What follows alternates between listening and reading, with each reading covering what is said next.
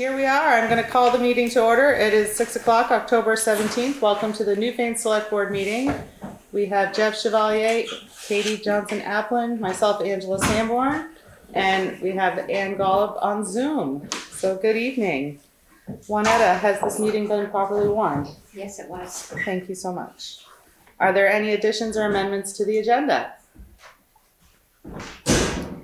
Hearing none, we're going to go right into our traffic calming discussion. This particular part of the discussion, we had sent an invitation to a few VTRANS representatives who respectfully declined attending this evening. I did receive an email from Mark Pickering. They declined to come. Mark Pickering referenced 2 road safety audits that were done, one in Dover Road in 2019 and one on Route 30 in Newfane.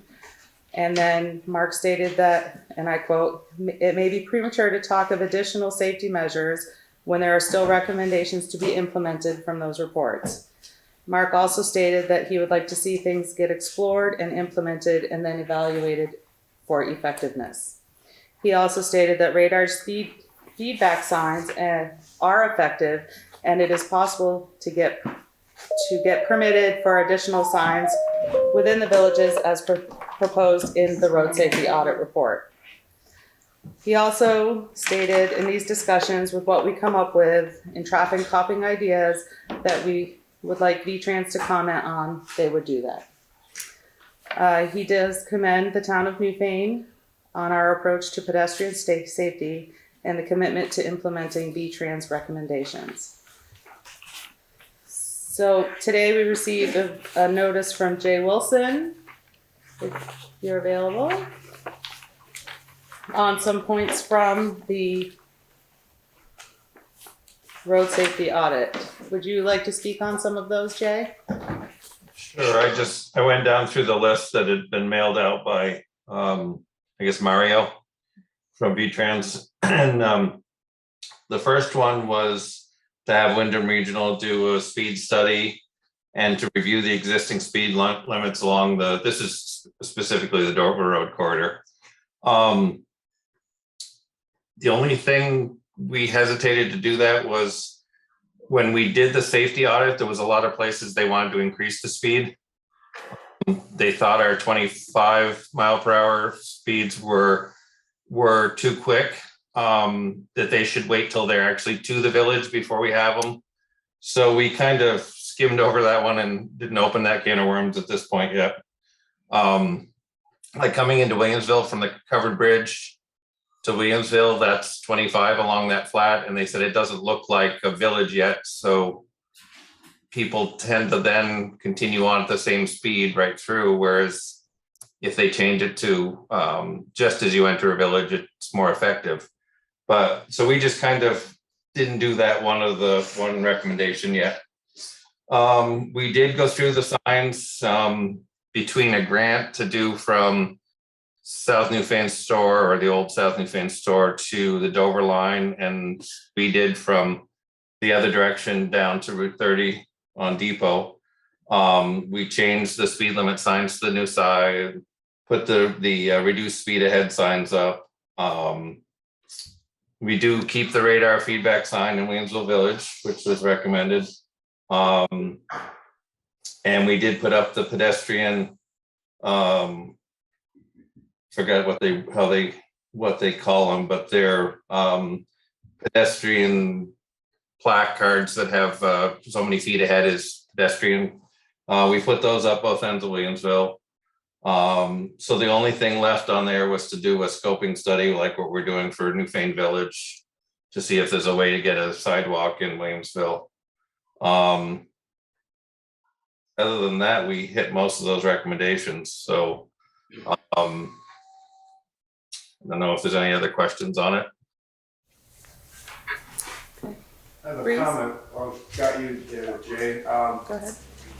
When you're coming in on Dover Road and you're heading south into South Dover, you have a 25 mile per hour speed limit. I haven't measured it. Do you know where I am? I'm north of South Newfane. Okay. And there's a 25-mile-per-hour speed limit sign that's sitting there. There's no houses, there's no nothing, it's just woods and fields.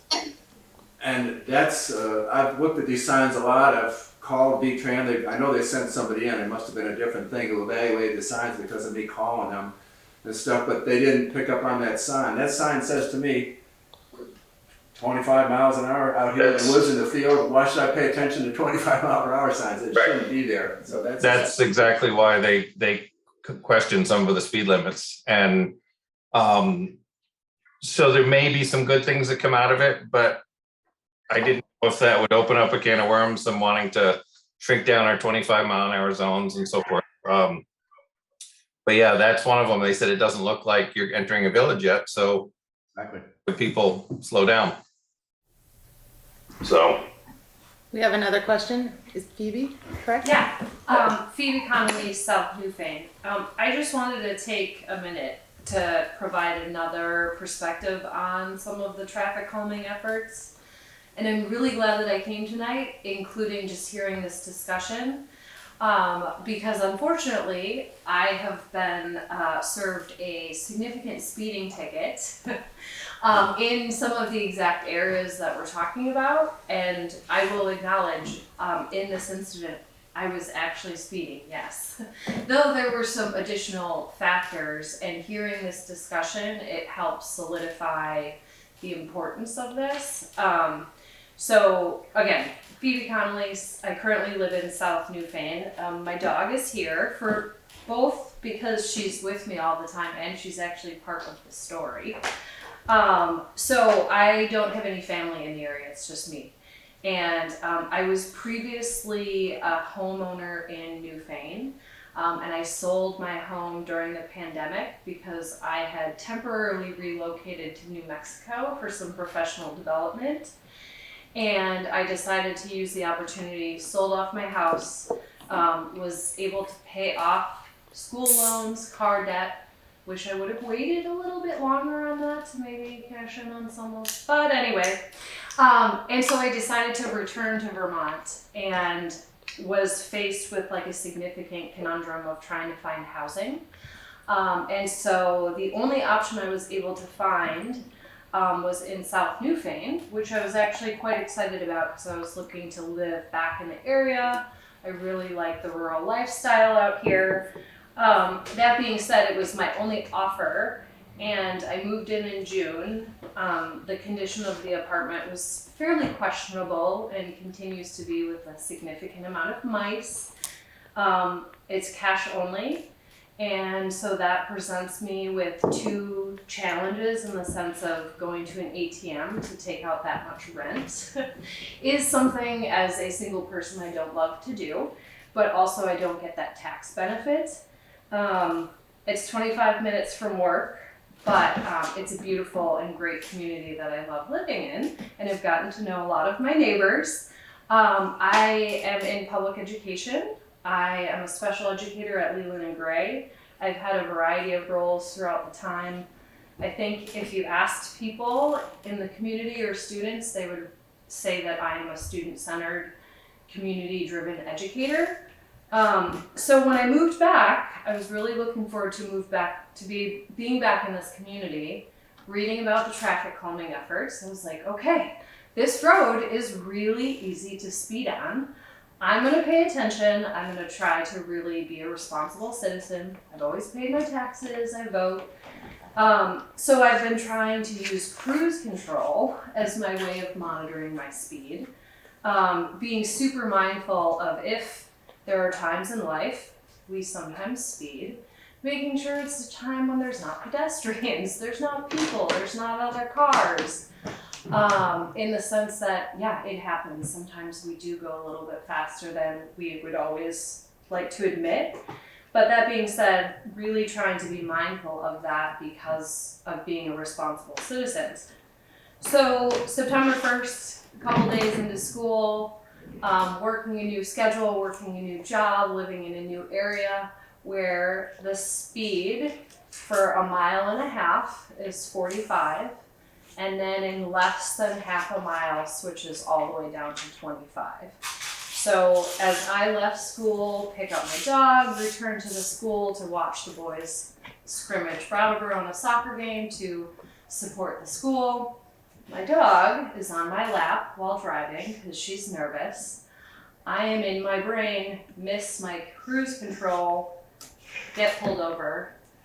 I'm at the South Newfane store with lights on for approximately 20 minutes. They took my registration. I was at the intersection. It's a little bit embarrassing not having so many people, but I was speeding. I acknowledged my mistake, that I was trying to reduce my speed, and I was given a $188 ticket. I've never had a speeding ticket before. This is the first time I've ever been pulled over. I've had a previously clean driving record. I had changed over my registration to update my Vermont plates, and the officer didn't return all of my proper paperwork after he pulled me over. Sent me on my way, shared with me that he pulled me over because I was speeding and because my dog was on my lap. I asked if my dog being on my lap was illegal, and he said no, but it's unsafe.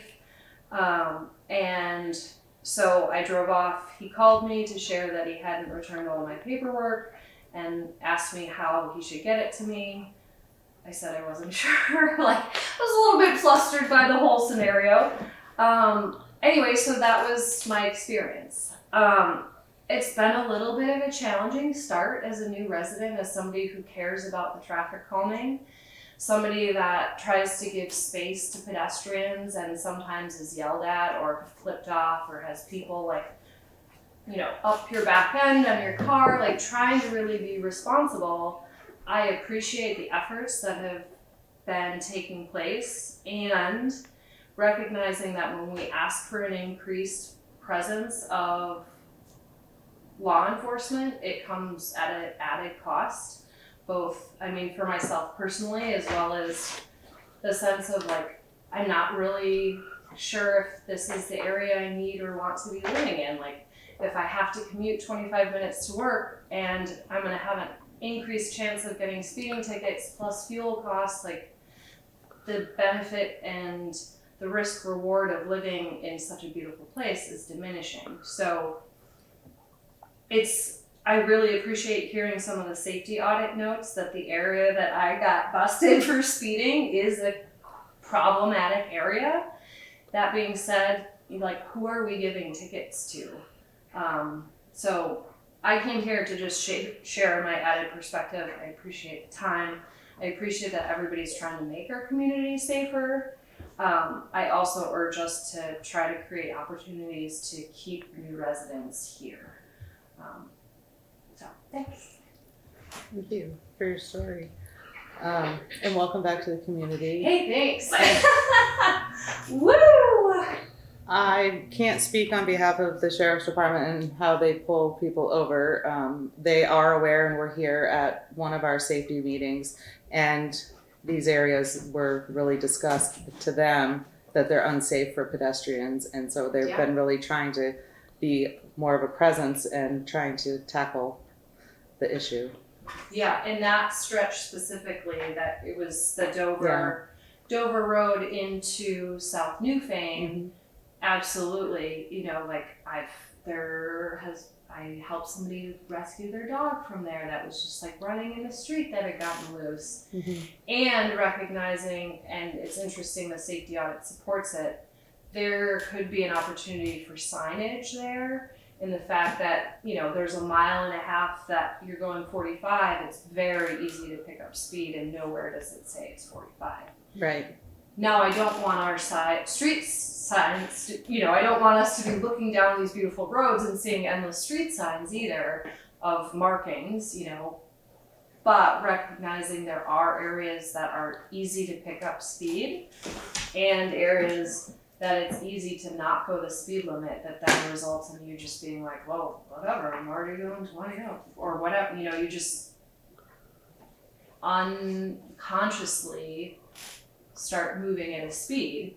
And I think a lot of us, when we talk about traffic calming, I think about, you know, the cars that are speed racing at 95 miles an hour or are making, you know, marks down the road, I hope we're not targeting teachers that are trying to get back to support students, but that's what happens. And again, I recognize I was speeding, but yeah, finding ways that we're yeah.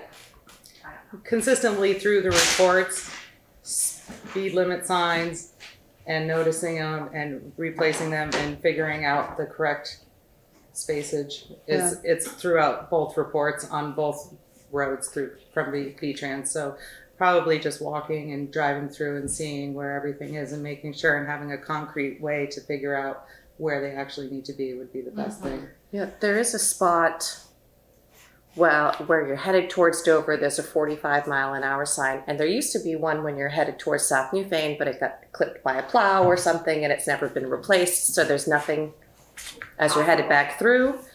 And yeah, you bring up a good point. A lot of us grew up when it was 35 miles an hour through all of the villages, and those stop signs didn't exist at the corner of where the South Newfane General Store is. They've only existed for maybe 15 years. Jay, you can correct me.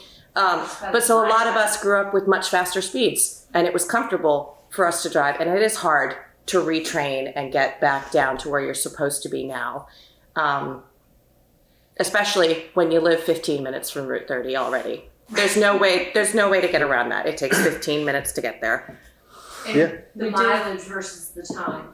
I do find the traffic warning sign, the speed, the thing that tells you The your radar speed, sign. yes, to be quite effective. Yes. I've never clocked it going more than 42. I'd like to ask, Makes me feel Patty Johnson would also like to make a comment.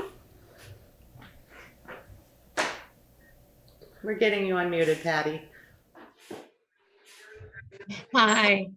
So I just don't remember, Jay, if in that audit from the VTRANS, whether it included welcome to Newfane Village or welcome to Williamsville Village. Are those signs part of that audit and part of that checklist? And I don't think there was on Newfane Village. I don't remember seeing one. Okay. So it may not be the place to bring that up, but a lot of the conversation is people don't know where the village begins and where it ends. And I think that would be advantageous for all of these to have an entrance to the village and an exit to the village. And if I how to proceed, which committee to go to, please let me know.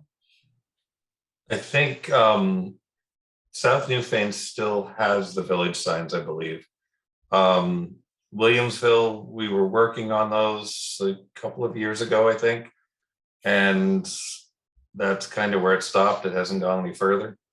And there is, I'd like to get another feedback sign in South Newfane. That's really the only village left that doesn't have one. And the question was as to whether we're going to leave the 25 up towards Lynn's house or move it down a little further towards the village, or where to put the sign. So the one comment I have is if we're going to do sort of entrances and exits to the village to sort of define where the traffic slows down, I think it would behoove Newfane to have all those coordinated so that people recognize it as the town of Newfane and the villages of Newfane. So I don't know where to direct that to Jay or to Angela or whoever, but I'm more than willing to work with anybody. We also had an anonymous donation to the village of Newfane, $500 to go towards this. And I have been remiss doing anything because I'm waiting for the bigger picture. But that's all I have to say about this. I believe Breeze has a comment about Williamsville. Yeah, Breeze, we're down. I know that Annie, my partner, who taught at Leland and Gray and commuted for 21 years, she sent an email to Ann Gold today. She talked to Walter Phelps, who's been a pretty long-term resident, and they're just saying keep it simple, but I guess that would further define our village. I would just like to respond a little bit. I don't think you're advocating allowing speeding, but as a person who is a pedestrian in Williamsville, I cannot walk 500 feet to the post office without getting angry. If I let my emotions come up right now, I'd be really angry because I'm really pissed about just people not, a lot of it's unconscious. A lot of people can't put food on the table. They're stressed. I get that. I don't want to punish them, but it's a pretty serious problem where we live with no sidewalks. We don't want them. That would speed people up, and we share the road walking, and it's pretty scary. And people have to go down to 25 through there and have to learn how to do it because it's in my opinion, it's pretty. I don't know how to term it, but it's kind of criminal. That the situation is criminal that you can't walk to the post office without that blind curve behind the post office. Who's coming now? You know. It's intense. So. Yeah, and I do agree. I think a lot of people don't realize they're doing 30, 35. More than that. More than that, but that's still fast. Okay. Like, I'm down there with my son every morning. We're at the bus stop. He's riding his bike around, waiting for the bus. You're doing 35, it's a lot more than 25. It feels a lot faster. Just that little bit. And I know a lot of people, they're like, I'm only doing 5-7 miles an hour over the speed limit. In the villages, that's a lot. You're on Route 30, you're doing 55. Nobody's probably going to bother you for it. But in these tight communities, just that little bit is too much. Those are the areas people really do need to slow down.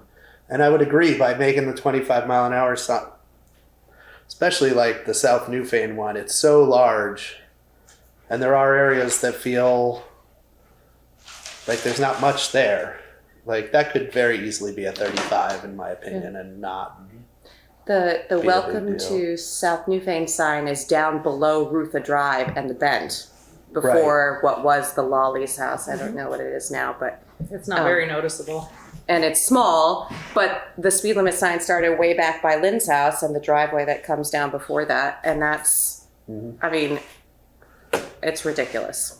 It's a little ridiculous. Phoebe and then Breeze. I just wanted to acknowledge, I And completely then Patty. agree with you in terms of Williamsville.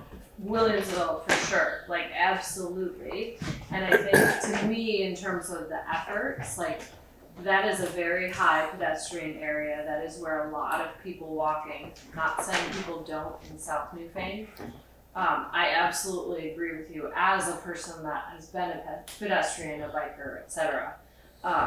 My discussion is specifically that one stretch in the sense of if we set it appropriately, then we can increase the compliance of everybody, including by really focusing on Williamsville, as that is where the most pedestrian activity takes place, regardless of the bridge being open or not, you know.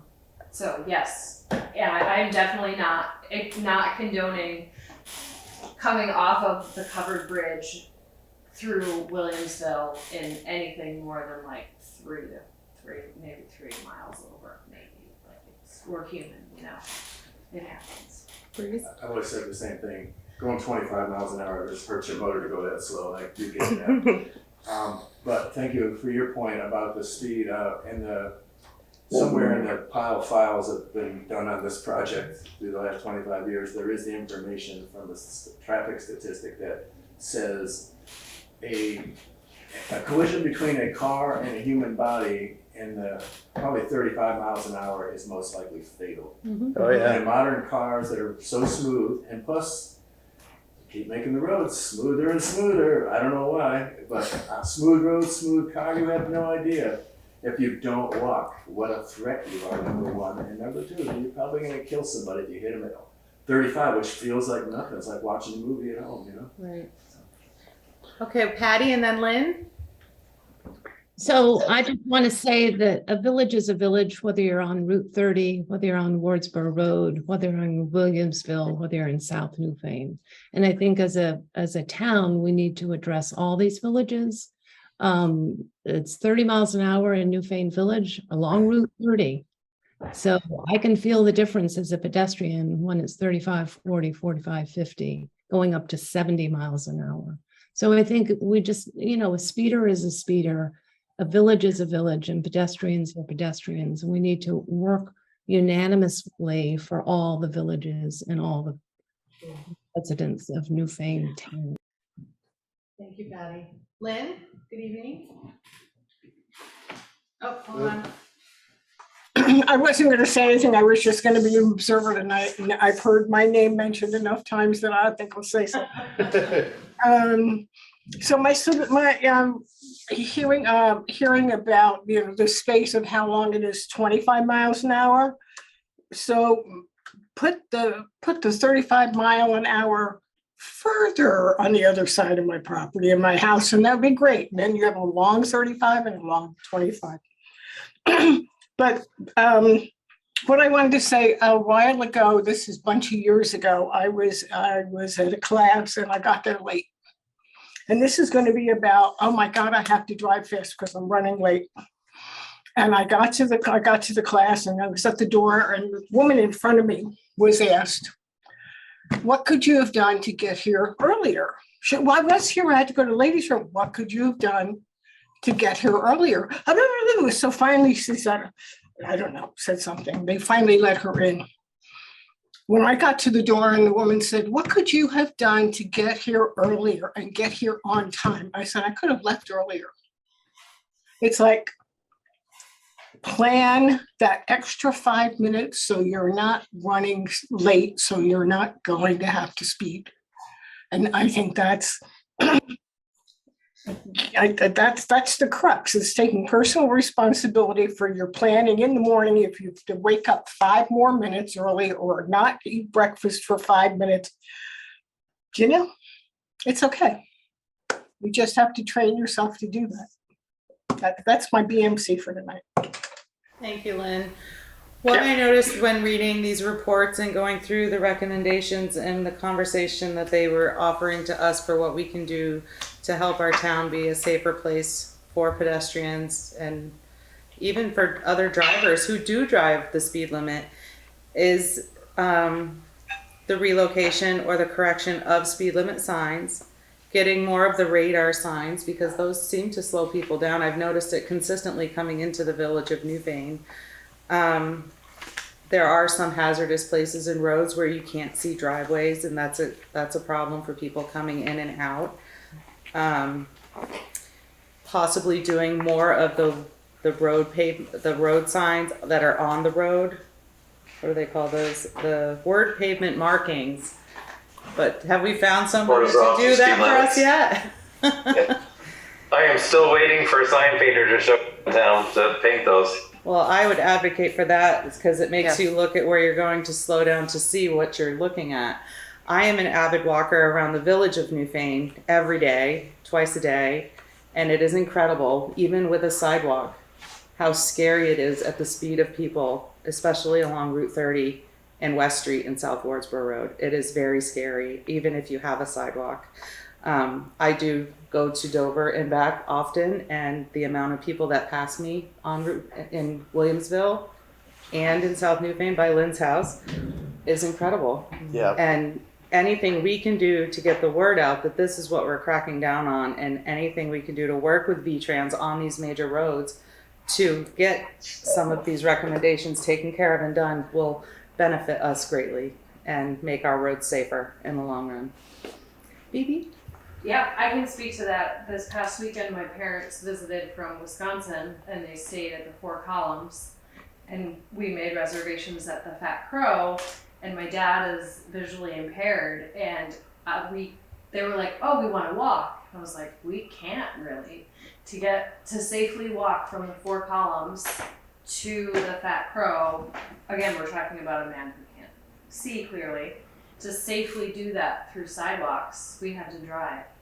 Yeah. It's like, And then to even cross Route 30 on its own is right. some days nearly impossible. Right. So those small, those small things makes it significantly more accessible to people. Yeah. So the VTRANS also has a grant, which is what the village of Newfane is doing right now with VTRANS and WRC.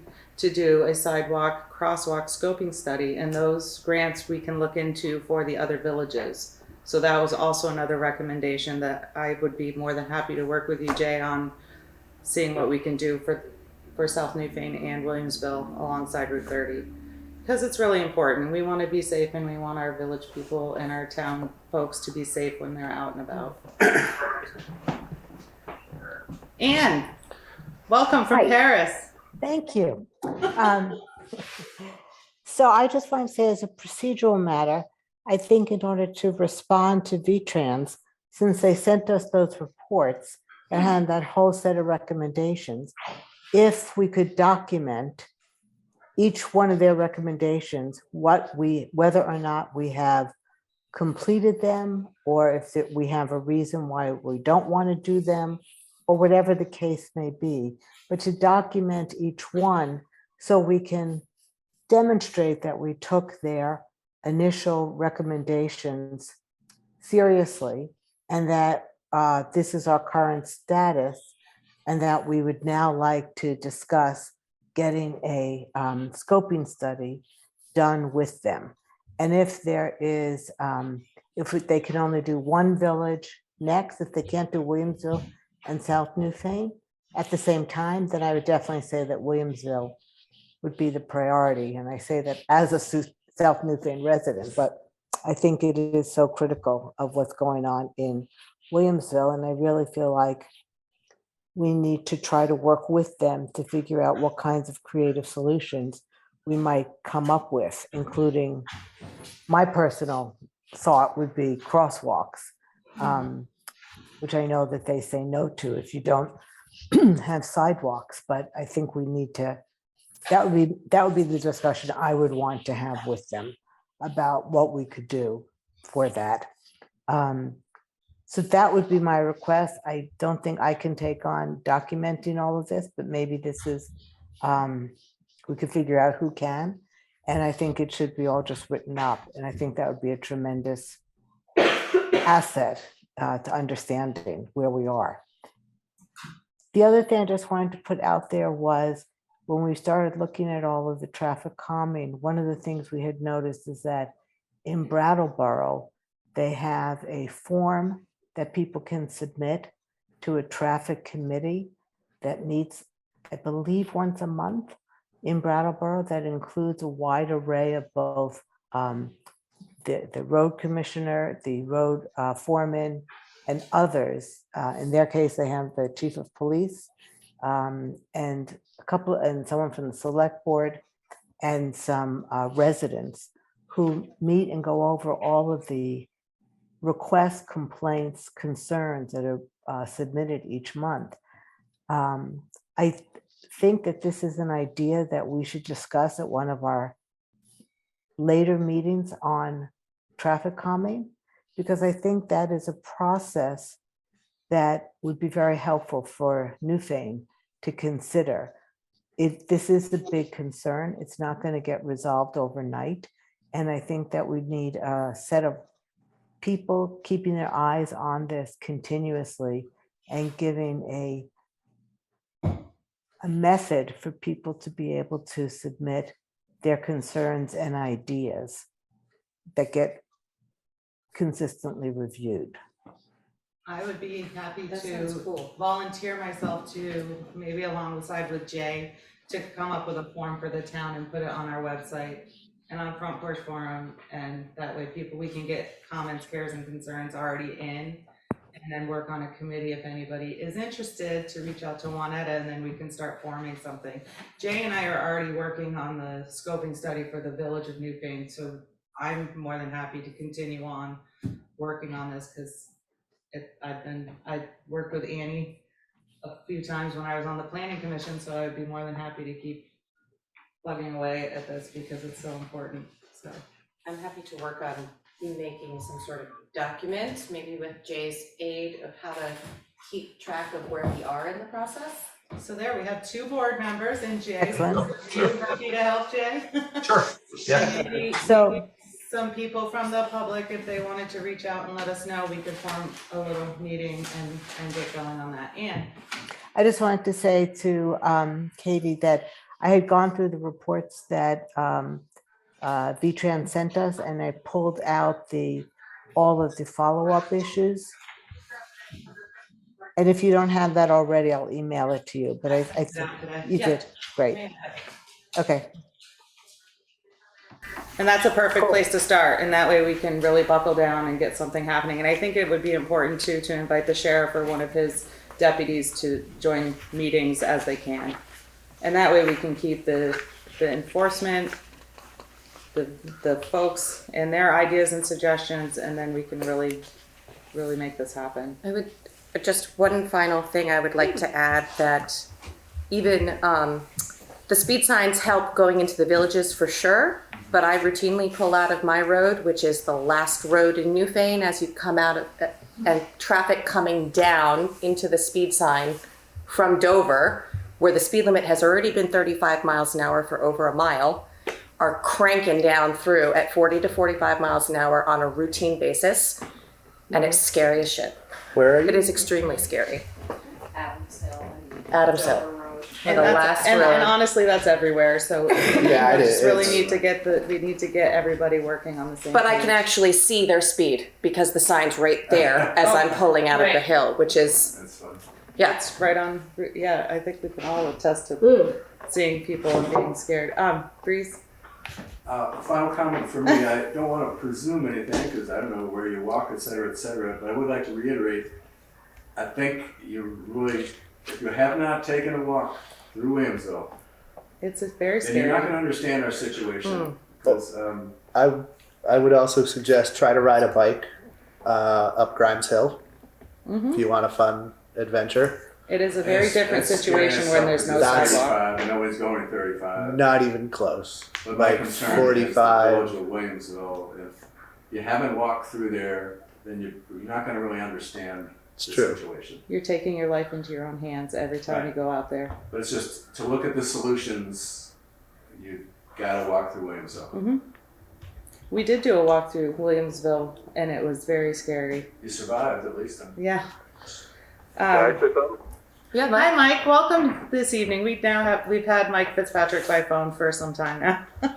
Go ahead, Mike. I think 2 or 3 years ago, we discussed sidewalks in Williamsville, Yes. and we thought it would be a good idea, but everybody talked at the time that they didn't think there was room enough to put them up through there. And, you know, like I said, there is grants for all that stuff. And I would think it, might be a nice thing to look at, because I think it might even make that little center of town look a little nicer with some nice sidewalks, and maybe I always saw some lighting for at night, because people walk, because I heard the complaints coming out of the town office and walking up through there with a flashlight. They got to shine that light at the people because people don't even see them. And Yeah. when I brought the streetlight thing up, people didn't really like that idea. But the sidewalk thing, we do have right of ways. If we had to go on to encroach onto some of the land, and that way you could have a crosswalk, because you can come from the store where you go up Timpson Hill, you can come up that side, and then you could cross over onto the other side, and you could have a crosswalk section in there where you could make it so it looks like it would slow it down a little bit more. But I do think that sidewalk thing would be a thing to look at, especially, we've got the new bridge, and that's supposed to be a path where they walk, you can come from there up. It might make the town look a little more, it's a little more Walkable. updated. Yes, Breeze. Thank you, Mike. This people is more desperate and more willing to listen to ideas.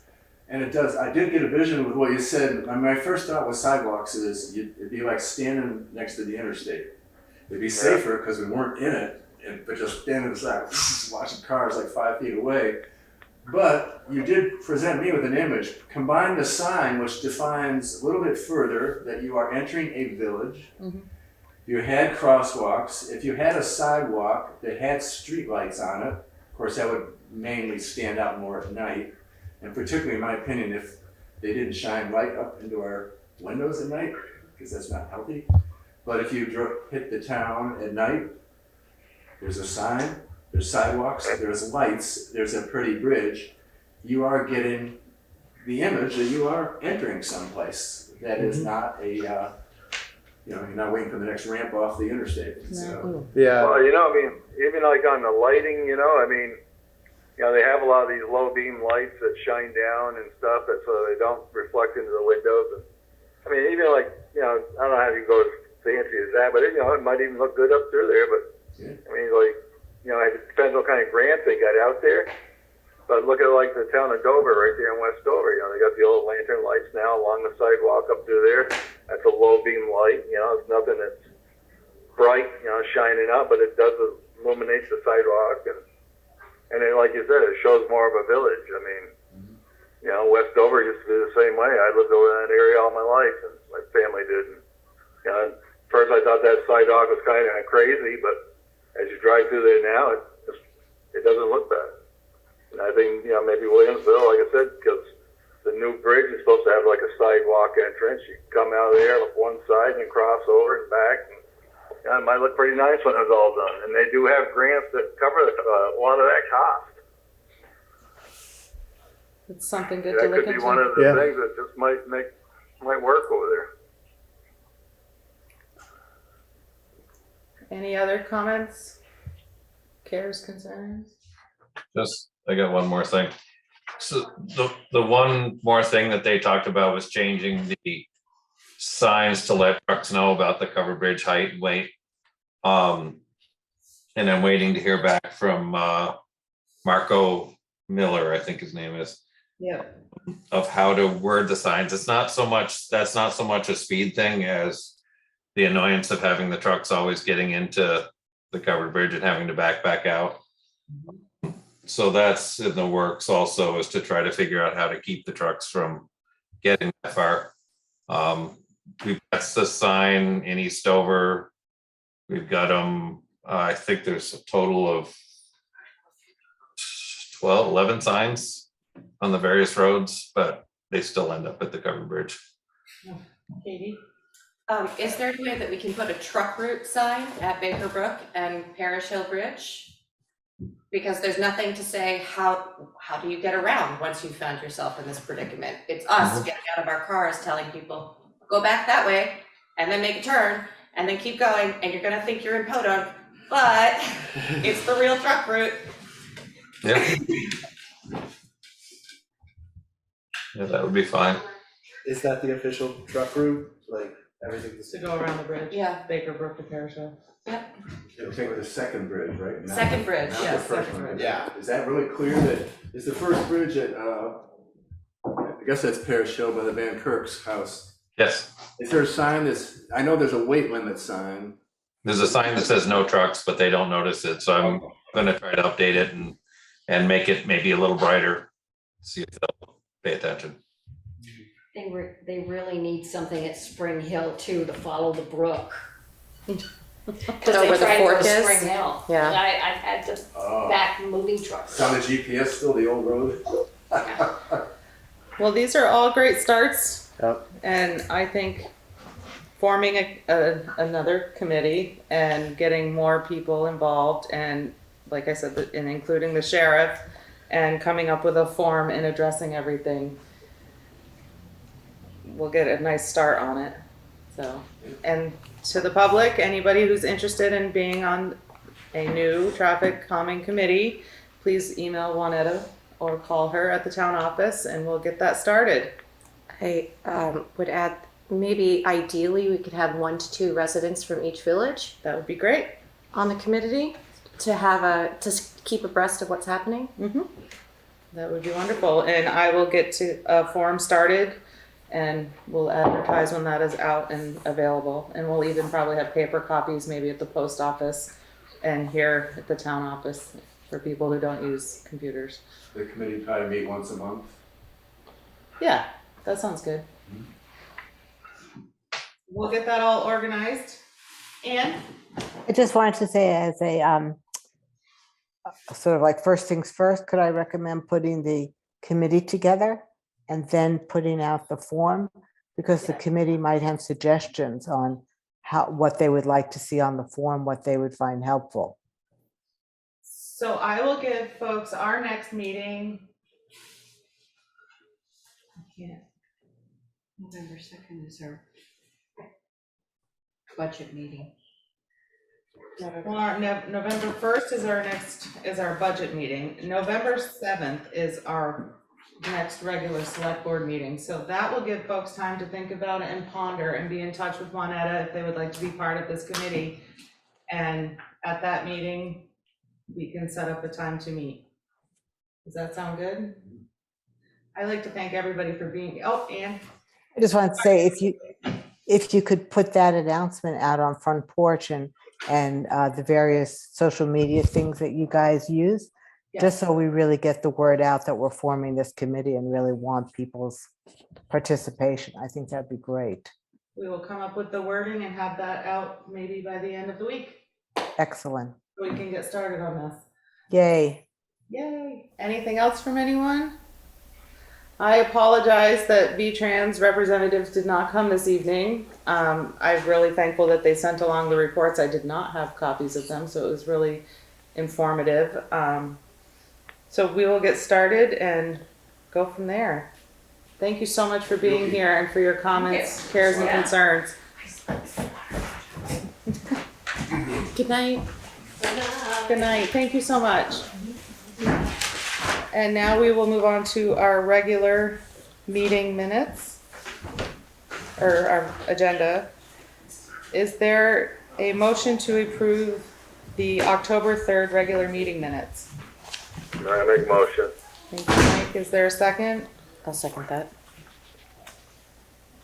Any discussion? Hearing none, all those in favor say aye. Aye. Oh, you want I abstain. I abstain. nay? Abstentions? Thank you, everyone.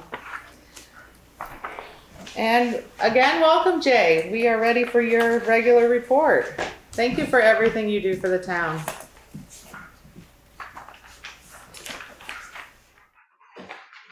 We like to keep you on mute for a minute. Hold on 1 second.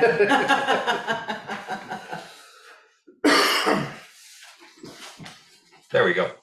I'm just sending Juanetta a copy of the speed report for the month of October so far for 4 of the signs, just so you guys can see it. Great. Oh, let's see, get the right report in front of me. So it appears that all easement is all complete for 254 Depot Road. So I think if all goes well, we'll get that out to bid soon for the box culvert below the garage here. The arch bridge work is focused on rebuilding the road on the Dover Road side of the bridge. And they got several weeks of work left, but it's coming good at this point. The sand salt shed is progressing and may possibly go out to bid late this fall. They're still struggling with the Buy America, trying to find metal roofing, metal siding that meets that criteria. It's been quite a challenge. The government got ahead of themselves and put all this stuff in without making sure everything's available that they're wanting. Congratulations. So it's been interesting. So the repairs, I think everybody got the report for Bridge 41, which is the first bridge off Baker Brook Road that we were just talking about. The first beam, as you come up to it, is crushed on one end. It's on the schedule to be replaced in a few years. They moved it up on the list. Last year, I believe, we got it moved up. But there's a beam that's bad. The others are still okay. So the state wants us to do repairs to that bridge to keep it going for a bit longer. So it's a matter of pulling people together. So the people that are doing Monroe Bridge, the cleaning and greasing of that bridge, are the same people that would have to come in and clean the lead off the section of beam that needs to be repaired. So they've sent in a price to do that, and the only reason they can do it is because they're already here in town. Otherwise, they wouldn't want to move in to just do a little piece of a beam. So That's the 2,500 to 3,500 for the work, removing the lead, and 800 to 1,000 for the permits and the waste disposal. And then Renault Brothers said they could go in, jack the bridge up, and weld plates to reinforce the crush beam, and their work would not exceed 6,500. And I attached the quotes, which I think you have there.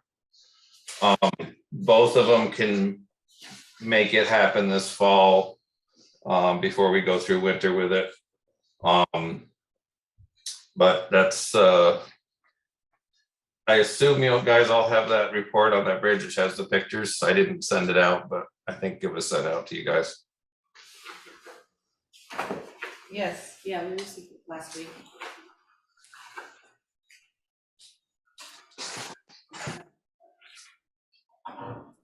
Well, let's finish your report and then we'll come back to that. Okay. There's nothing new from the dam inspector for Kinney Pond spillway. He's dragging his feet. And we had a Newfane Village sidewalk scoping study check-in meeting last Thursday. We went over the results of the survey, and Boyd and King will be doing design work. And the Monroe Bridge project is going well with 2 of the 3 sections being primed. Once the first section was done the other day, all done.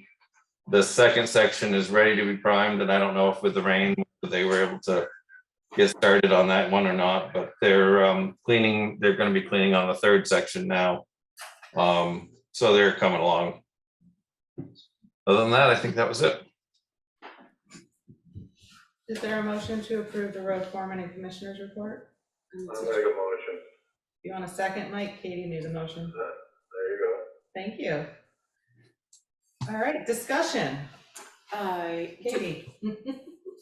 Do we need to send the repairs out to bid because it's more than $2,000? That's a good question, but We have the 2, we didn't open it up to everybody, which procedurally we need to. right, well, that's the different bridge. The reason that you got all these quotes is because it needs to be done fairly quickly. Is that correct? We have to be able to get a plow across it for winter, so it would need to happen fairly quickly. So it's emergent. What kind of a deck does that have on it? What's that? What kind of a deck? On top of it?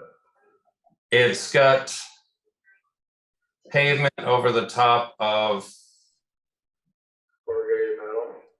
I think that might be concrete with pavement over top of it. I can't recall now what's under the pavement. Well, how big is that thing? I believe it's 18 inches. And you need to have it done this year before winter? It should be for, I'm just worried about having to put the trucks across it to plow that road.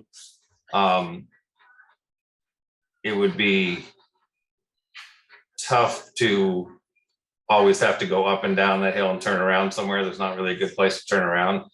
So it's nice to be able to go out through it. We use it with the town trucks. We try to keep it limited to just our trucks on it, not you know, the box trucks and stuff that try to get on it. They don't tend to make the turn onto it. So it's strictly a patch to get us through until they offer us the money to do the replacement. And then the replaced bridge will be wider, so it's easier to get it on and off, but hopefully still won't encourage people to use it with trucks because the hills in the wintertime is tough. I can't recall off of the top of my head, but the purchasing agreement, is there something in there about emergencies? If it's deemed an emergency, you don't need to do the bidding. Correct, Jay? Yes. When it's considered an emergency, otherwise you'd have to shut down the bridge, wouldn't you? Yeah. So the only thing, you might get someone else that would come in and do the welding on it. The problem would be is getting someone to do the lead cleaning, because that's limited to, there's only a couple of contractors that do that. And finding someone that would move in to just do, I think they're basically going in and it might be 6 feet of the beam. They have to clean and scrape and collect all the material and dispose of it. So it's a small job for those people. And probably to get somebody to move in that's not already here in town would be difficult. I call the only other contractor that's ever been interested in doing that in town and see if they have any interest in it. So what are we looking at for a price, 10 grand? 10 or 11, something in that neighborhood, depending on how it comes out. So you said about 2,500, maybe for 35, and then 65. Yep.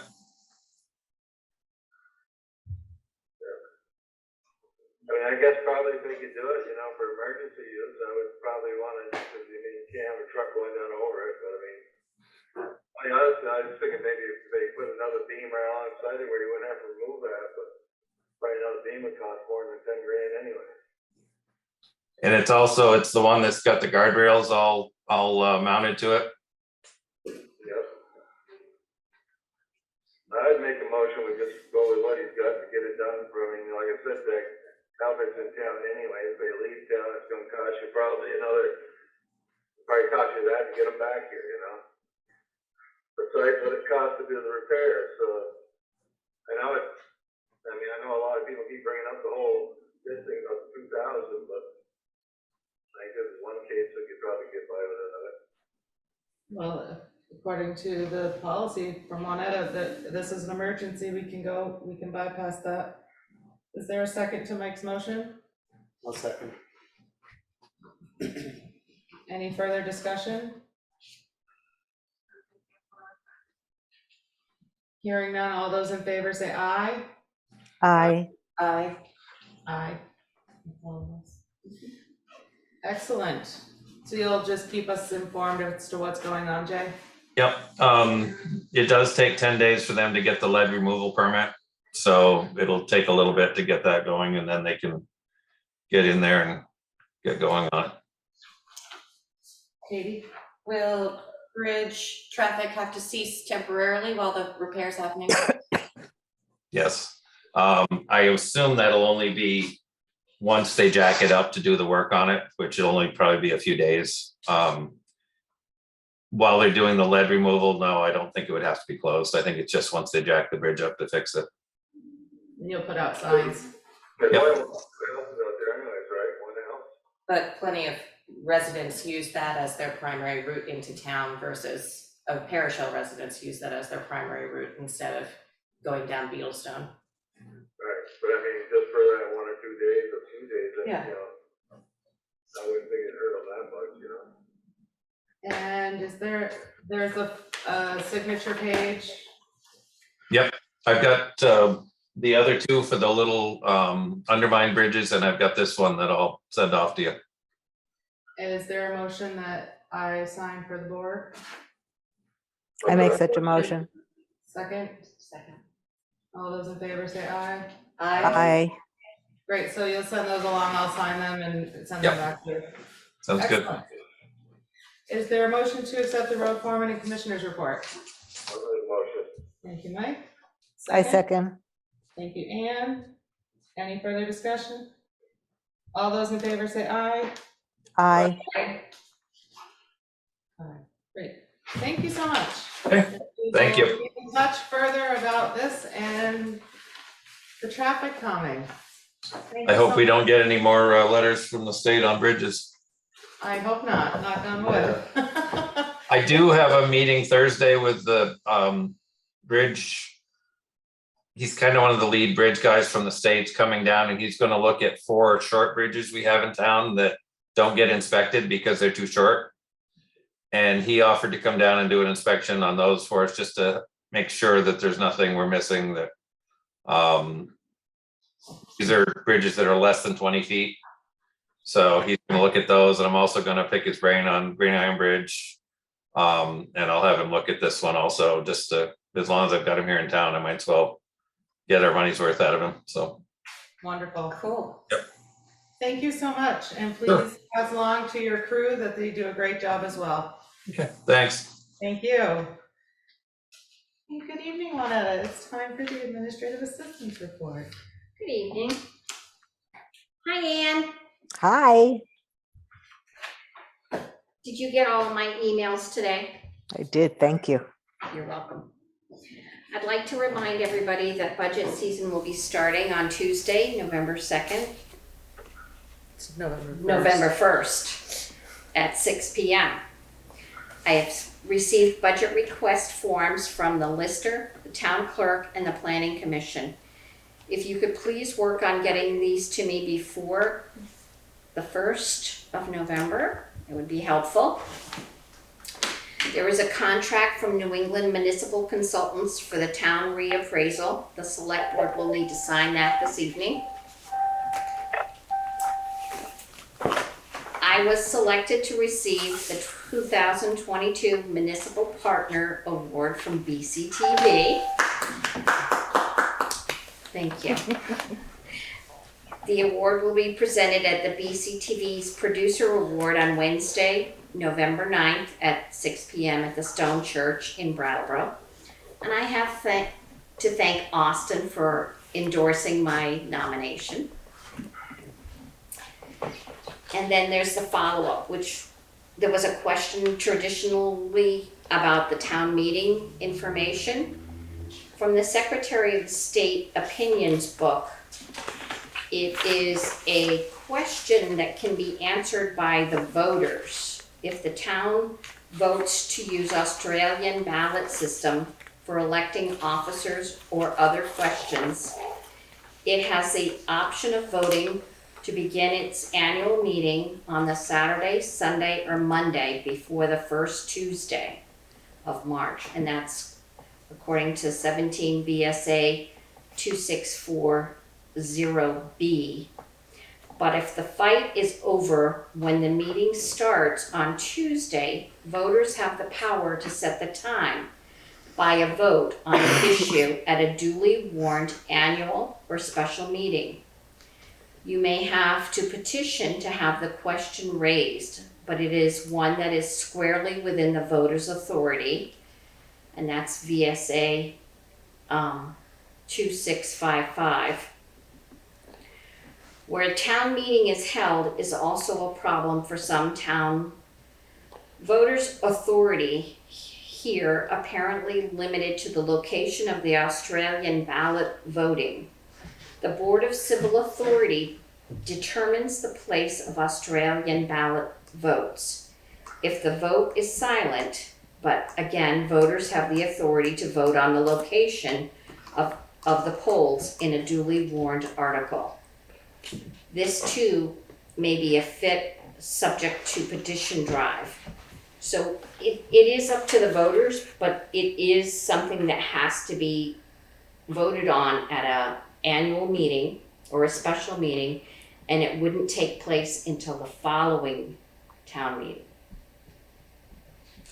So we would have our regular town meeting the way it is this year, Correct. and then at either that meeting or another special meeting, You can, it could be voted on. it could be raised a question and then voted on.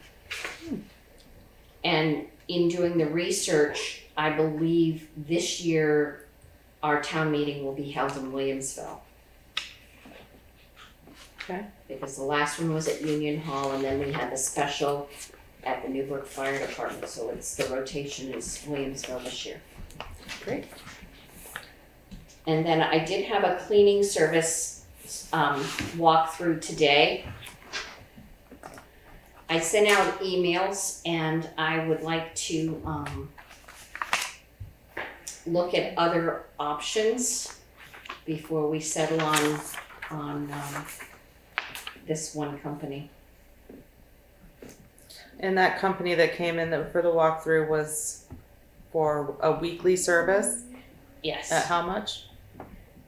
They would be doing it for the rate of $250. It would be per job. It would not be an hourly rate, but they're averaging about 3 to 4 hours. Once a week. once a week between here and I offered them Williamsville Hall. Not knowing if we wanted them to do additional cleaning there because of the mold issues or that were brought up at the last meeting. No, I think that Steve Levine is working with the gentleman that was here about the mold issues, and they already have a cleaner unless he's not willing to do it anymore. So we have to just check in. But I would say keep looking. What does everyone else say? So $250 a week, $250 a week, So $1,000 $1,000 a month.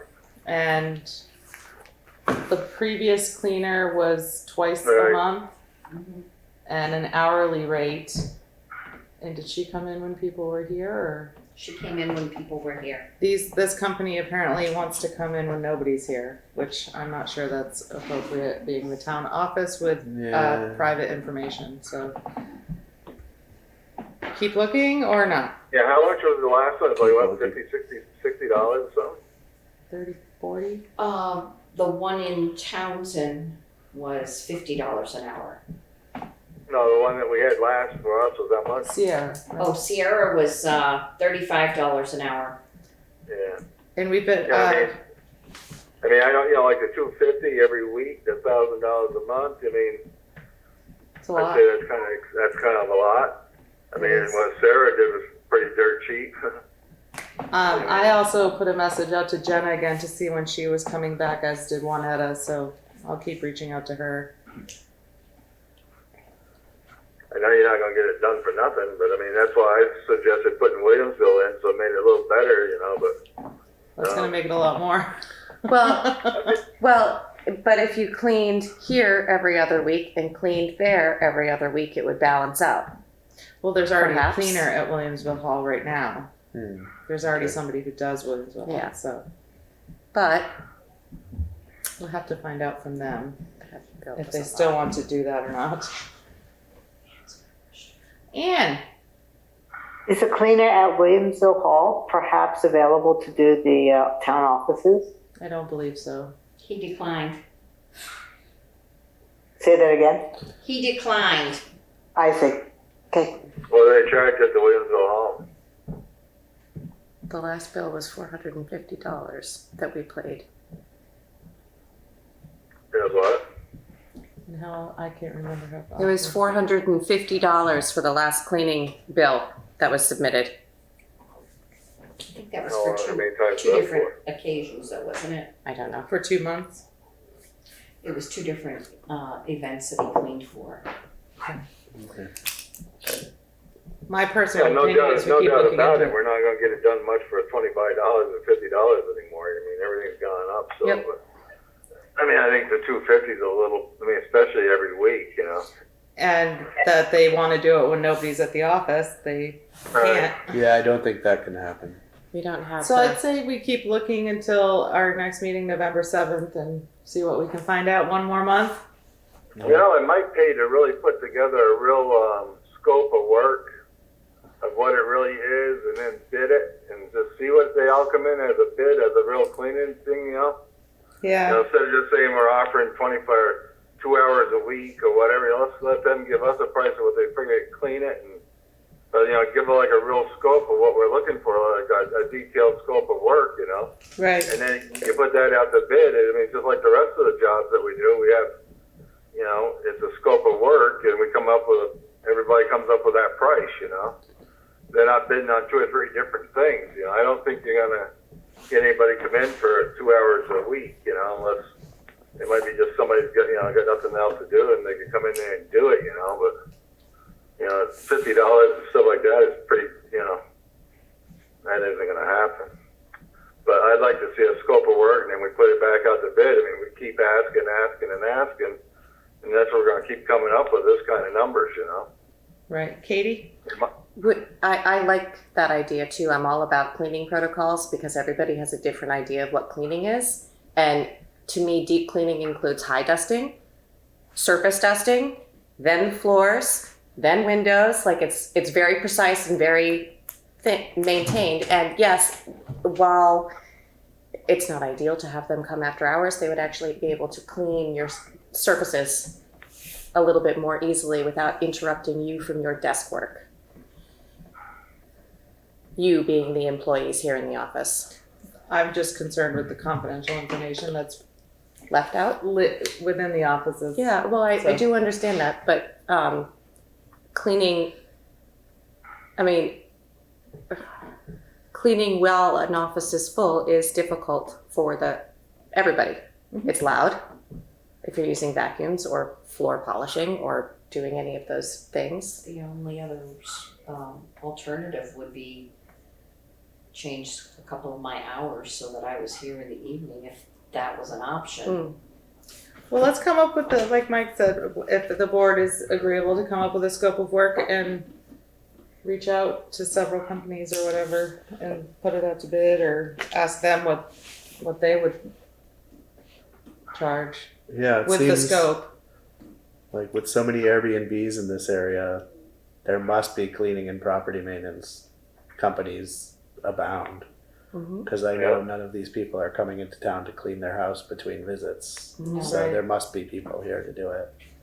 All right. Yeah, I mean, you could have it that we want them to clean it between 4 o'clock in the afternoon. That way, if they did want to come in after hours, you know, there'd be somebody there for that first hour, hour and a half of their cleaning, and then that way we could get them around wherever like the important stuff is, with your vaults and stuff like that, and the rest of it's just, you know, cleaning up, you know, whatever, the bathrooms and all that kind of stuff, you know, but yeah, I don't know, like she said, it's one thing, sometimes it's better off you get a better cleaning if there's nobody around, but like you said, you got a lot of important papers too, you know, so.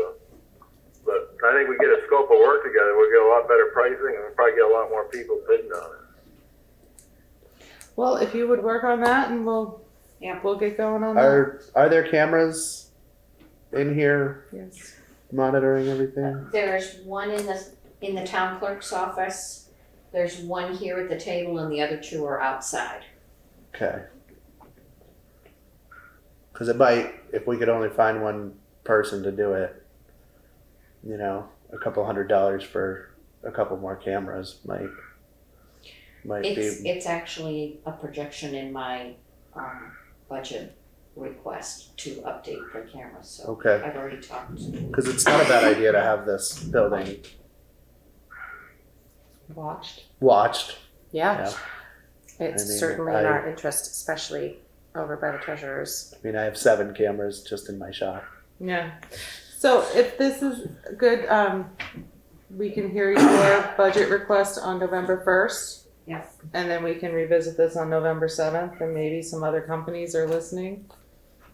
Or we could put it out on Front Porch Forum or something that the town office is looking for someone to clean Yeah. twice a month. And see what we come out with for November 7th. Is that okay with the board? Yes. Yeah. Great. And when people call, you'll have their list of what that you're looking for them to do. Yep. All right. Is there a motion to? So one sec, can I Yes, just make go one ahead. question?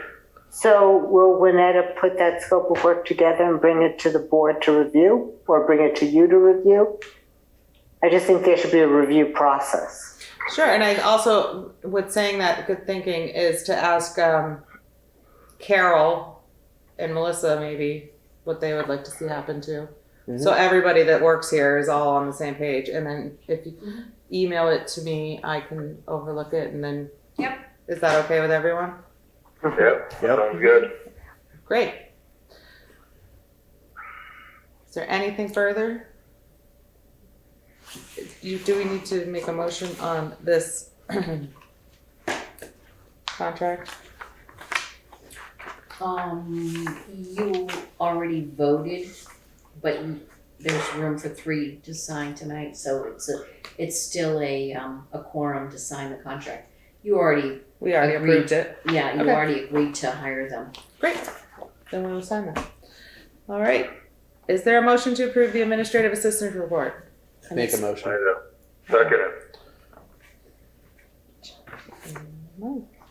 Any further conversation? Hearing none, all those in favor say aye. Aye. I, Aye. Great, thank you so much, Moneta, and we'll talk about this further. All right, we have any committee reports? None listed.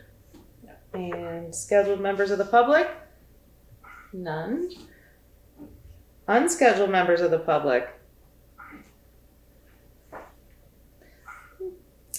And with that, we'll move on to old business. And Anne, you had an ARPA update this week or no? I don't have anything. I don't think I do this week, no. Okay, great. We will have it on for the next meeting then. Definitely. And the Australian ballot, I thought we would see more people, but we Yeah, so we cannabis have updates. several. We, the town of Newfane, have voted to allow retail cannabis in the town of Newfane, but not integrated retail cannabis. Those already holding an integrated license may not, but any small businesses are welcome to start within our town, which is fantastic news. Meg, I see you up there. Did you come to say hello?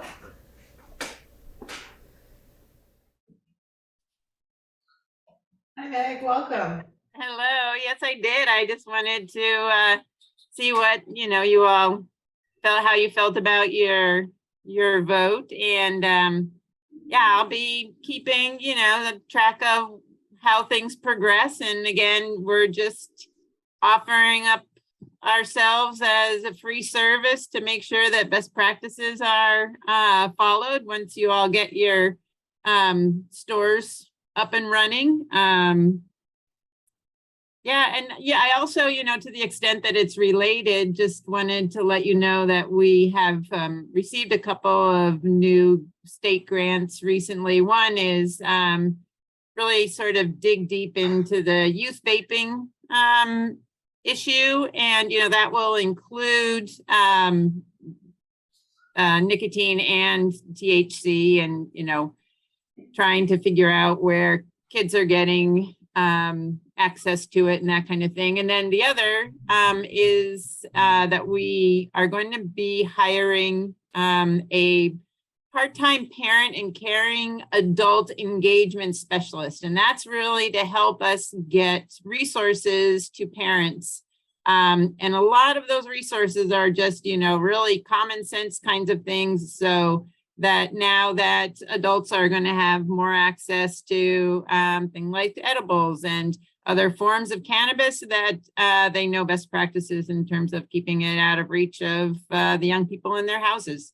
So, things that seem like common sense just sometimes just need to be reinforced. And so that will be happening in all 7 towns that we service. So, nothing special about Newfane because of you all opting in for the commercial cannabis, just, an additional resource for parents. And just, we say parents and caring adults because we know there are a lot of adults in the community that everybody wants to make sure that our young people are safe and, are protected from risks such as increased access to controlled substances. So that will include, everything that we already have good practices around. And as we can see with the integrated license confusion there, we know a lot more about best practices than we do about some of this, the whole cannabis rollout there. I thought it was interesting that people are like, wow, can you even, vote on the integrated license piece by piece, or whether you want to allow any, integrated licenses and that kind of thing. So I'm sure there's going to be a lot more sort of, learn as we go along. And it'll be interesting to see how things roll out. But again, yeah, we just want to make sure we can provide you with all the support and information that we can. Thank you so much. Sorry. It's okay. Thank you so much. And I look forward to seeing more information. My son, we just had a huge letter come from the principal at BAMS because of multiple students being caught vaping in the restrooms. And it's something that my son was aware of. He had already told me all about it. And it's just, it's really kind of frightening. I don't like, we used to run away from the school, not try to get away with doing it in the school, which is really weird to me. But it's also, these kids are 13. Why are they trying to do this? I don't get it. I have a question for you, Katie. Sure. Now that that has passed, what are our next steps? So Friday after the vote, Carol and I wrote an email and notified the CCB because we do not have our own Cannabis Control Commission. She is still our point of reference for any information that's coming from the state. Carol is, because we have not deemed anyone else at this time. So if they have anything to pass on to us, it will be coming through her. Great. Likewise, if we have anything to pass on to them, it has to go through her, which we've already done. But it's I just reread all of the language, all of the legislation regarding the reporting, and it's poor. And I wrote them a review. You don't have anything for towns that haven't set up a CCC yet. That's kind of an issue. Please make that a little bit more clear, because currently you have nothing. Again, you can't get a hold of them. You can't, I've emailed, I've called, no callbacks. I don't get it. Do we know if there are any applications at this time? I do not know that. Do you? I do not know that. So we'll just I've heard rumors, but no solid anything. I would assume if it's in process, they had to get their work in by the October 1st, and we should be hearing pretty soon. Yes. If they have permitted it.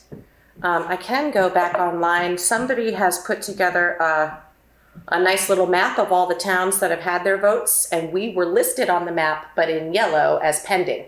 Okay. So maybe that has been updated.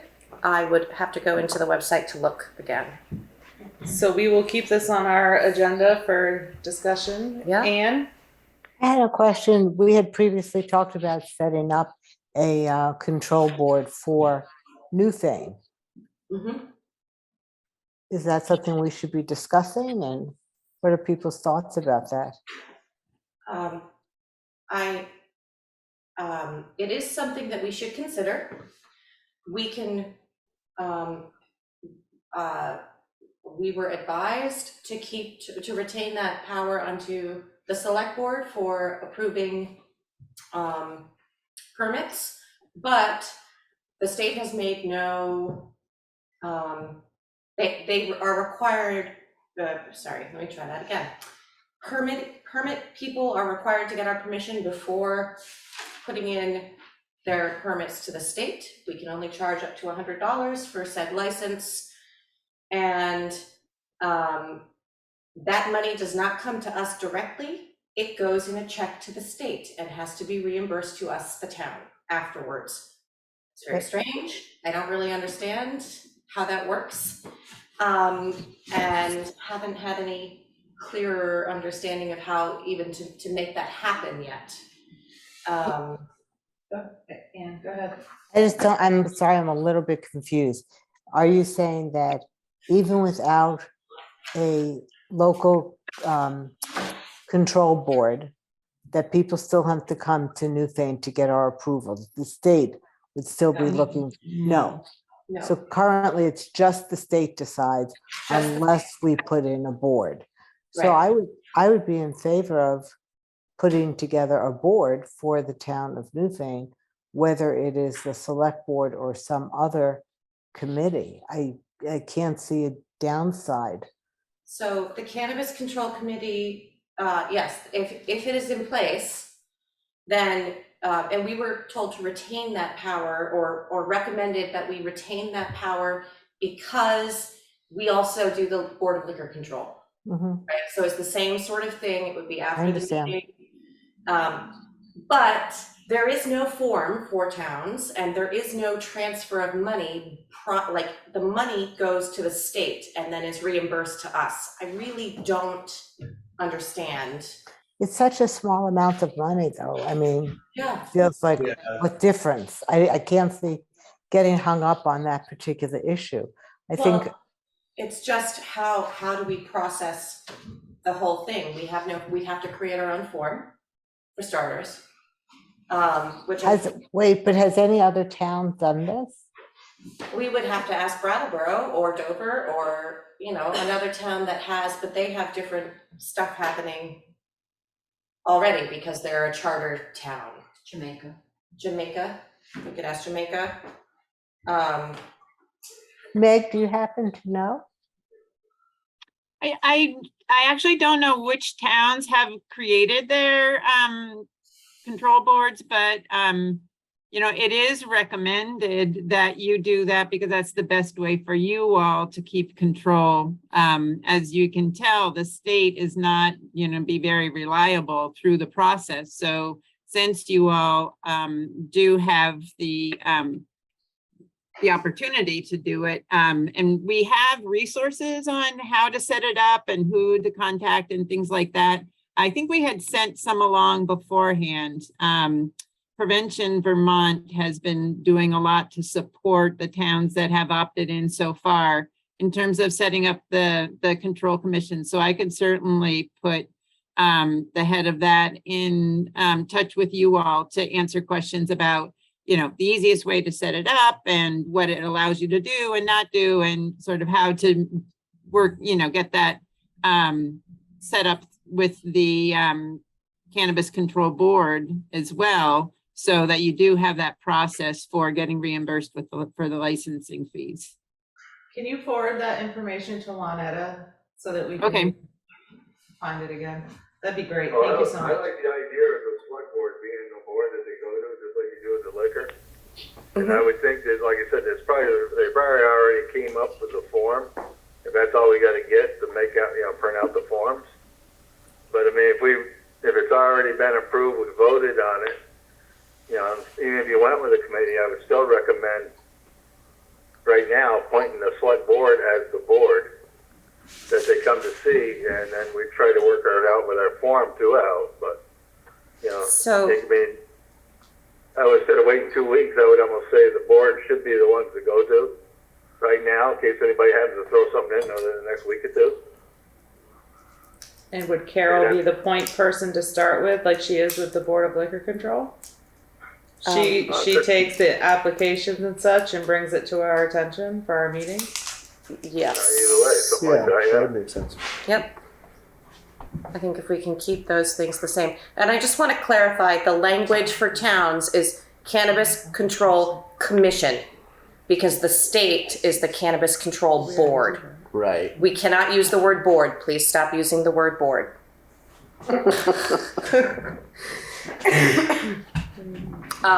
As for what we're allowed to do, other than having this small approval process, it's still kind of up in the air. Meg, maybe you can help me out with this. I'm not sure, like for establishing a new business, if we have any rights to do first-time inspections, things like that. Those are questions that I still have, and I'm just not receiving great updates. And we need more discussions about what the cannabis control committees can do. Yeah, so basically, if you have zoning, so that allows you to do a lot with controlling, like signage, and they do have limits as to how, what you can control in terms of the setback and the buffer zones and that kind of thing. But there are other things tied in with your zoning that will allow you all to have more control over what these establishments look like. I'm just going to try to.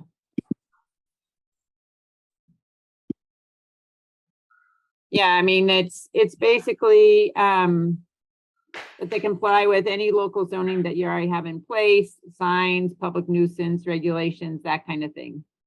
And it can be as simple as just having you all do it, or you can you know, make it more of a community board and include, you know, maybe somebody from the school or law enforcement or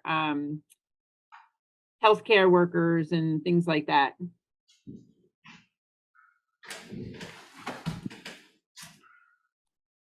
Thank you.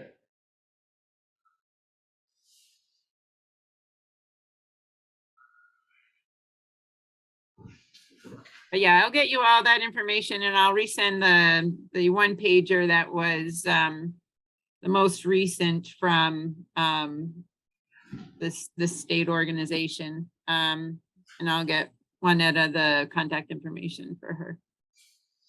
Great, thank you so much. Anything else on this? No, I know, this is We have a exciting, lot to so we look will at. find out what happens next. And Stay tuned. yeah, and I, you know, as stuff keeps rolling through past me, I will keep updating as it goes. Yeah, and you can send us stuff via email as long as we don't discuss it, just for informational purposes only. And that way we can all be well read about what's going on. I would like to just make the request, I guess it's sort of inferred, but to make it explicit, that we just stay on top of this issue of setting up a town cannabis control commission as soon as possible, just so that we don't lose the ability to oversee, even though we don't understand exactly what we can oversee, but just that we get that in place. And I'm sure more questions will get answered as we go forward. This is a whole new process for the state, so I'm really not surprised that so much of it is in a gray area and that it's so hard to get answers. It seems, having been involved in rollouts of new projects, it seems like this is a pretty common, what you would expect in the beginning. But if we can put ourselves in a position to have as much voice in the process as we possibly can, I think it would just be good for us. Yeah, That is, if the board would like me to, I can work on drafting a declaration. There are some templates, I think, for doing so. along with that, maybe reaching out to some of these towns to see what they're doing, just so we're all kind of. I would be strongly in favor of that and very appreciative of your doing that, Katie. Absolutely. Yeah, I think we need to be ready to vote as soon as possible. to Okay, get that I in will place. have something ready for our next meeting. Okay. Great. Thank you. Is there anything else on the cannabis updates?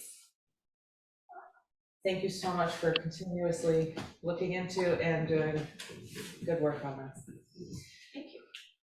And next we have the Financial Data Transparency Act.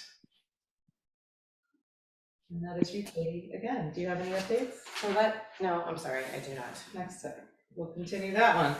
And Anne, you have an update on the bylaw modernization grant request update. I do. So I've been working on the application with Ken Esty and with Sue Westa from WRC. We have a draft of the application completed. It's not final yet. It should be final in another day or so. And basically what we're doing is we're applying for a grant of $25,000 from the state that would allow us to hire either WRC or a consultant, or maybe even the two together, to work with us on reviewing our bylaws, our zoning bylaws, to look at ways in which we can update them to encourage the building of more housing in Newfane. So what can we do to make our laws more up to date? I mean, there are a lot of new types of housing that people are talking about, whether it's tiny houses or ADUs, etc. And so having really the professional help to go through our codes and see how they might be amended. It is a competitive process to get these grants. It is a requirement of the grant that the town put up 10% of the grant request. So if we're requesting 2,500, we are required as part of the grant to put up 20, I'm sorry, I'm sorry, it's so late here, I'm so tired. It is, We understand. we're requesting 25,000. We are required to put up 2,500 if we get the grant. So that's one thing that we need to make a motion and agree that we are willing to do that if we get the grant, because that has to be part of the grant agreement now that we're signing off on.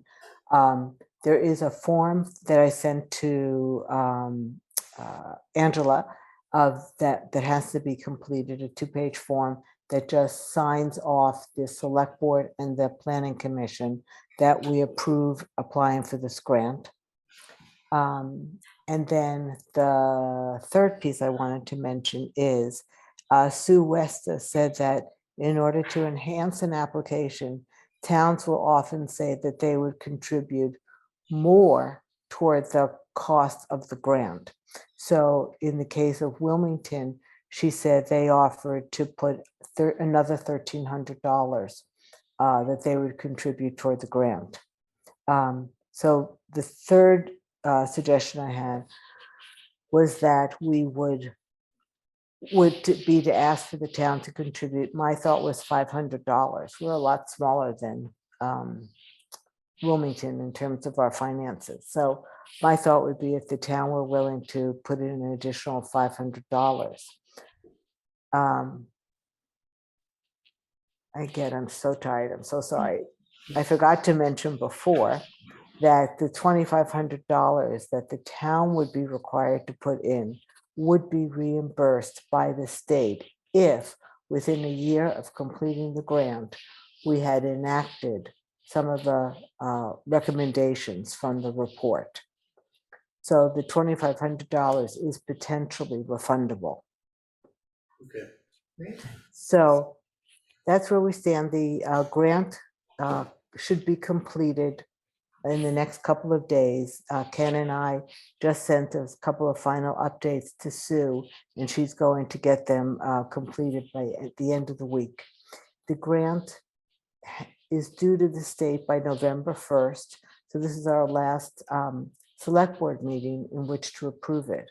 So the 3 motions I wanted to request were, one, for Angela to be given permission to sign off on the authorization from the select board, for the select board to vote on whether or not we would put in the $2,500 as a match, as a required 10%, and what people think about putting in an additional, my recommendation would be $500 to give our application a little extra boost to show that the town really means business and really wants to do this.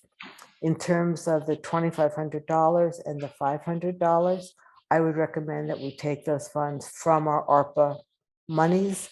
This was something that we had talked about wanting to do with our ARPA monies, and instead of hiring the consultant and paying for all of this out of our funds, this is allowing us to get some monies from the state so that it's not all coming from us. So if we can be successful in getting the grant, I think we have a really good application. Both Sue, Ken, and I all did some research about why Newfane would be particularly good, make particularly good use of these monies. So I think it's a strong application. I'm hopeful that we would get it, and I think we could do some really good work with it. And in your email, you had suggested possibly contributing an extra 1,000. Oh, is it a 1,000 thousand? or Sorry. did you go 500? I don't know. What does everyone think? I'm sorry. It's 1:40 here. What does everyone think? I think if it's coming out of ARPA funds, then an extra 1,000 won't break us. Yeah, I would agree. It's not, especially if we can get reimbursed if we act quickly once. The 2,500 would get reimbursed. Or the 2,500. But yeah, reimbursed. But yeah. Yep. But still, like you said, it's something we want to do for the town anyway. So if we have Yes. to get grant money to do it, then Why not? Yeah, why not? Katie? Right. Make a motion, we go with it. Hold on, we have 3 motions to do, Mike. Mhm. Hold on to that thought. I just have a question about if we put the data into action and make a change, or if we get the scope done within a year. I'm not understanding that piece. So the grant is specifically to look at changes in your bylaws. So the specifically our zoning bylaws. So if we, the process that you have to go through to change a bylaw, there has to be, I believe, a hearing and then has to be brought to the select board. There's a very specific process, and I'm sorry, I can't quote it exactly to you, but there are a couple of steps that you go through in order to finalize a change to a zoning ordinance. And so those, that process would have to be completed and voted on and accepted. And so that's what they would be looking at. Thank you. Yep. Okay, so the first motion would be that I sign off on the application, correct? Yes.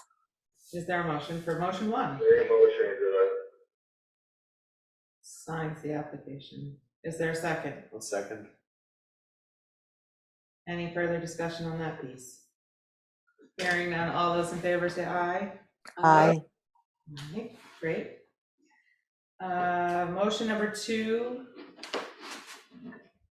is that Newfane makes a share of $2,575, and the grant that we're requesting is $25,575, so that would be our match.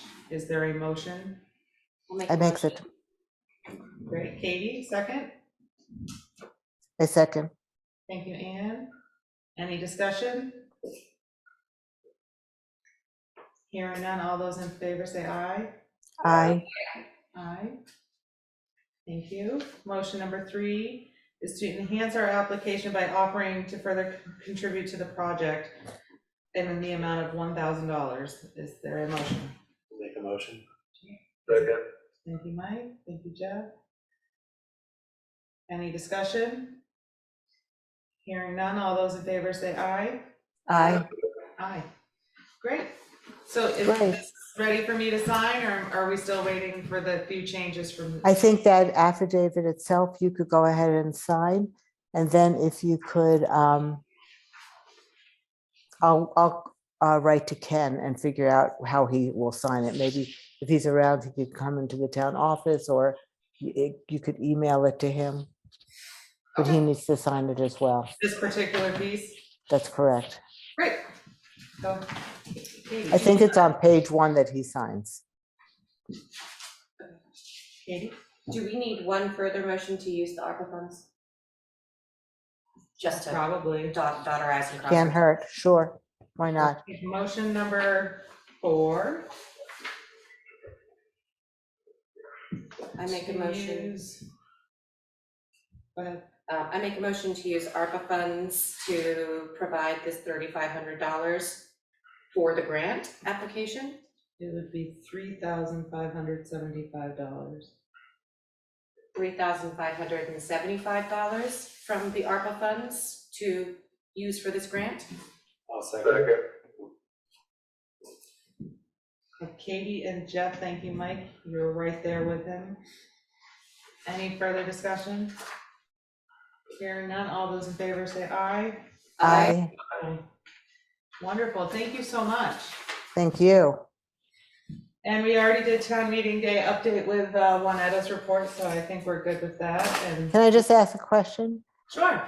When this was discussed at the last meeting, so we know how, if we wanted to change it, we could.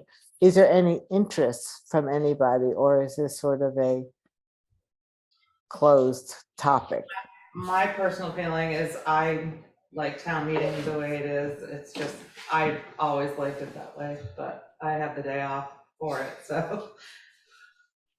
Yeah. I don't know how others I feel. like it the way it is. I like it as well, and now that schools are off, the argument about, I loved, I'm just spacing her name. our town lister, Deb's. I loved Deb's thing about how women are more likely to come if it's during the day, except that now that children are no longer have school on town meeting day, it's still not a factor. We still need, like, it's, I think during the daytime, as long as we provide childcare somewhere in a different room, that would be fantastic. And I think people have enough notice that this is an important thing that all of Vermont does, that if they are really interested, they can take time off from work. Yeah. It happens every year. As the husband of a teacher, she is very happy that she gets the day off to go to town meeting day. Because before that was not an option. Right, yeah. What do you think, Ann?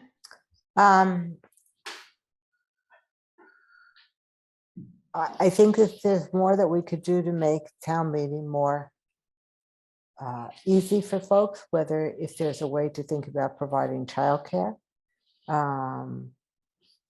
If there are people who are interested in, I know in the past we've tried to do food and have a little bit of a sort of community get together afterwards.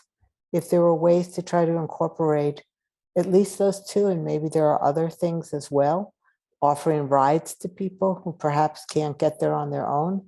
Yeah. I think that would be great. And having said that, I cannot offer to volunteer to work on it, but if there were, I don't know exactly how to try to recruit folks who might want to work on it, but I think that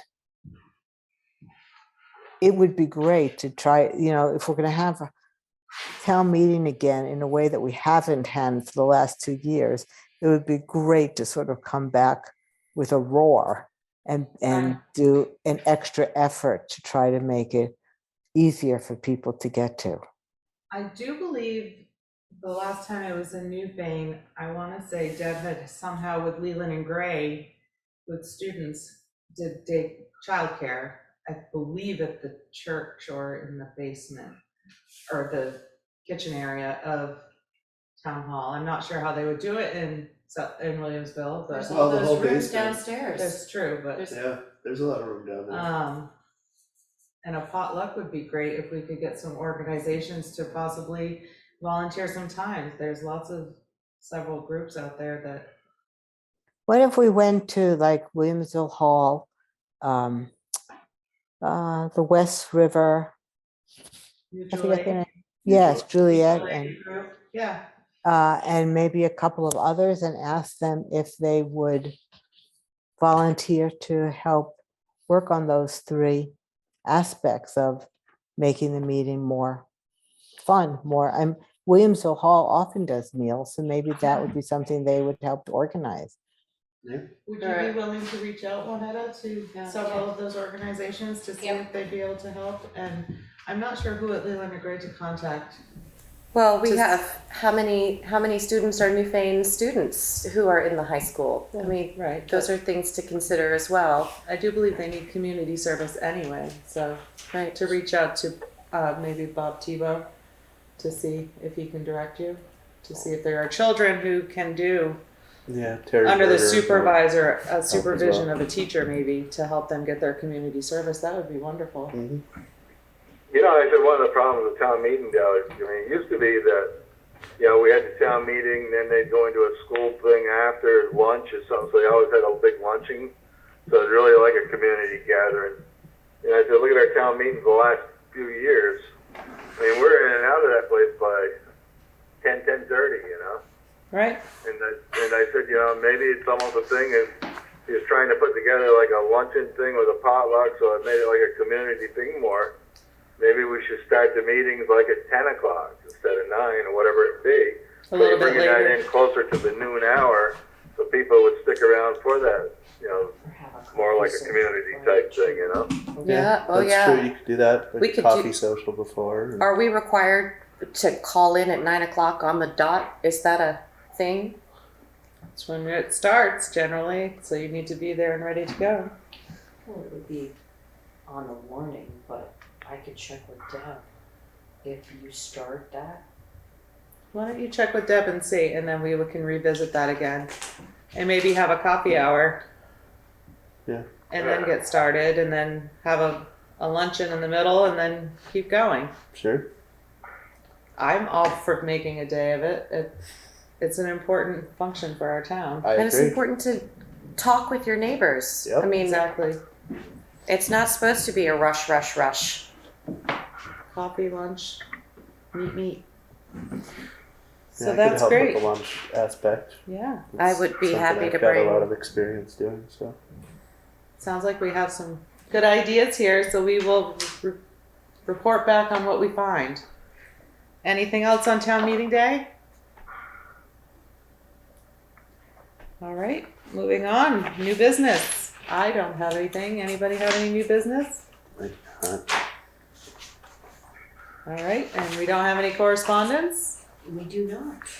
So with that, we're gonna go into pay orders, and I'd like to thank Anne for tuning in from Paris, and we can't wait for you to come home.